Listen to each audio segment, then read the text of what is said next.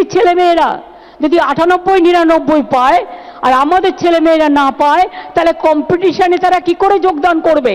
সেই জন্যই বাড়িয়ে দাও নাম্বার এবং এদের এমনভাবে শিক্ষা প্রতিষ্ঠান করো। নাম্বার বাড়িয়ে দাও, না হলে ছেলেমেয়েরা কম্পিটিশনে যেতে পারছে না।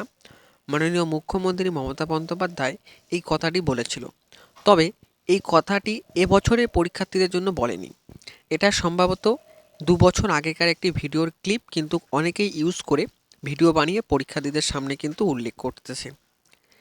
এবার এতে কি হচ্ছে, যারা এই টাইপের ভিডিওগুলো বানাচ্ছে তারা ভিউজ পাচ্ছে। কেন ভিউজ পাচ্ছে?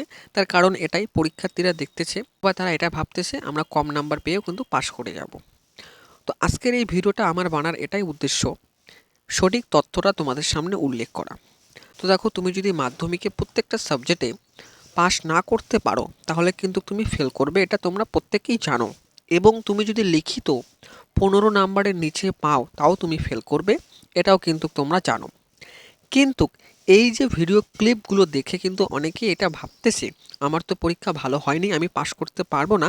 এই ভিডিও ক্লিপগুলো দেখার পরে কিন্তু তারা এটা আশ্বাস পাচ্ছে যে না, আমি পাস করব।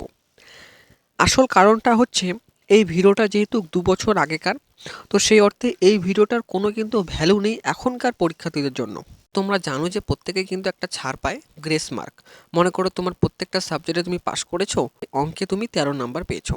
এবার 2 নাম্বারের জন্য কিন্তু তোমাকে ফেল করাবে না, এটা কিন্তু 2 নাম্বার তোমাকে গ্রেস দিয়ে কিন্তু তুলে দিবে।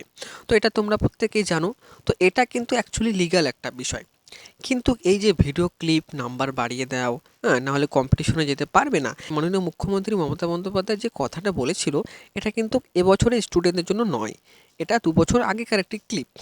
তো সেই অর্থে আমি তোমাদেরকে বলবো, তোমাদেরকে ভালোভাবে পরীক্ষা দিতে হবে এবং পাস করতে হবে, 5 নাম্বার তুলতে হবে, নাহলে কিন্তু তুমি পাস করতে পারবে না, কেউ তোমাকে পাস করিয়ে দিবে না।